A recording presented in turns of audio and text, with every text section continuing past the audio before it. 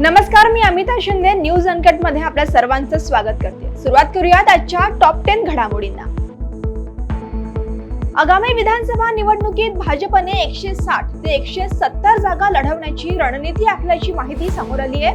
भाजपने कोणत्याही परिस्थितीत 160 पेक्षा कमी जागा लढवू नये अशी विनंती स्थानिक नेत्यांकडून दिल्लीतील भाजप नेत्यांना करण्यात आल्याचे समजते।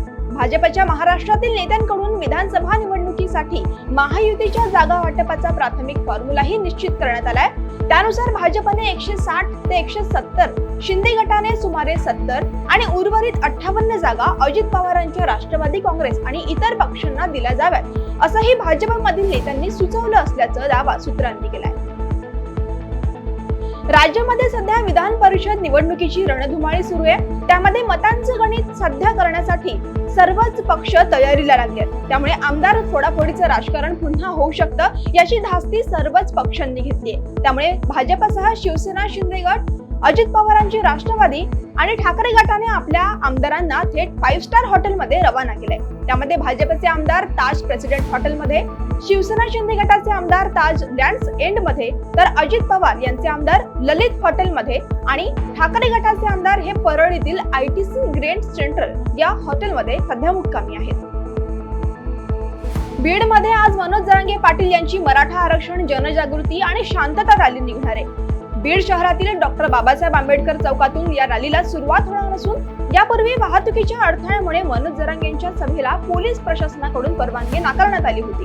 मात्र आता सर्व विभागाच्या परवानग्या जरांगे पाटील यांच्या सभेला देण्यात आल्या आहेत। मराठा समन्वयकांकडून या सभेकरिता शहरातील छत्रपती शिवाजी महाराज चौकात परवानगी देण्यात आली होती, परंतु पोलीस विभागाकडून छत्रपती संभाजी महाराज क्रीडांगणावर सभा घेण्यात यावी अशी विनंती करण्यात आली। परंतु आता सर्व विभागाच्या परवानग्या मिळाल्या असून छत्रपती शिवाजी महाराज चौकात जरांगे पाटील यांची सभा होणार आहे। मनोज जरांगे पाटील यांच्या नेतृत्वाखाली जालन्यात उद्या 12 जुलै रोजी महाएल्गार आरक्षण जनजागृती आणि शांतता रॅली काढण्यात येणार आहे। या रॅलीसाठी उद्या लाखोंच्या संख्येने मराठा समाज जालन्यात धडकणार आहे। सुमारे 5000 झेंडे, 400 फलक हातात घेऊन ही रॅली शहरातील विविध भागातून जाणार आहे। तसेच विविध जाती धर्मांच्या कार्यकर्त्यांकडून शांतता रॅलीचं जागोजागी स्वागतही केलं जाणार आहे। मराठा समाजाला सरसकट ओबीसी आरक्षण आणि सगळेसोयरे अंमलबजावणीसह विविध मागण्यांसाठी मराठवाड्यात मराठा आरक्षण जनजागृती शांतता रॅली काढण्यात येत आहे। त्यानुसार जालन्यात देखील आयोजन करण्यात आलंय। सकाळी 10 वाजता शहरातील छत्रपती शिवाजी महाराज चौकातून या रॅलीला सुरुवात होणार असून छत्रपती शिवाजी महाराज चौकात या रॅलीचं रूपांतर जाहीर सभेत होईल। या ठिकाणी मनोज जरांगे पाटील हे समाजाला मार्गदर्शन करतील। सध्या या रॅलीच्या अनुषंगाने आता तयारीला वेग आलाय। शेतकऱ्यांना दिलासा देण्यासाठी शासन प्रयत्नशील असून दुधाला 1 जुलै 2024 पासून 30 रुपये दर देण्याबाबत यापूर्वीच शासन निर्णय झालाय। यासह 5 रुपये अनुदान दिले जाणार आहे। हा लाभ दूध उत्पादकांपर्यंत पोहोचवण्यासाठी तातडीने अंमलबजावणी करा असे आदेश पशुसंवर्धन व दुग्ध व्यवसाय विकास मंत्री राधाकृष्ण विखे पाटील यांनी दूध संघ आणि दूध उत्पादक शेतकरी यांच्यासोबत घेतलेल्या बैठकीत दिलेत। त्याचबरोबर दूध अनुदानासाठीचा शेतकऱ्यांना डेटा संकलन आणि अपलोड करण्यासाठी कोणतीही अडचण येऊ नये, तसेच जाचक अटी वगळण्यात याव्यात असेही निर्देश त्यांनी यावेळी विभागाला दिले।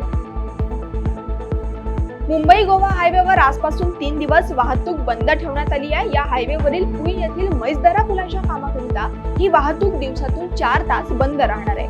मात्र आजपासूनच मुंबई गोवा हायवेवर वाहतूक कोंडी समस्या लक्षात घेऊन रायगड पोलीस देखील वाकण आणि कोलाड येथे सज्ज आहे।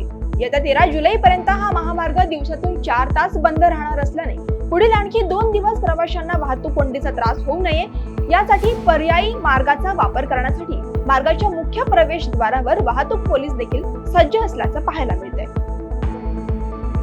सेवा ज्येष्ठतेनुसार जालना पोलीस दलातील 15 पोलीस अंमलदारांना पोलीस जमादारपदी पदोन्नती मिळाली आहे। जालना पोलीस अधीक्षक कार्यालयाने याबाबतचे आदेश जारी केलेत। पदोन्नती मिळालेल्या सर्व अंमलदारांचे जिल्हा पोलीस दलाकडून अभिनंदन केलं जात असून पदोन्नती मिळालेले काही अंमलदार जालना जिल्ह्यातील विविध ठाण्यांसह BDDS, ACB आणि पोलीस मुख्यालय येथे कार्यरत आहेत।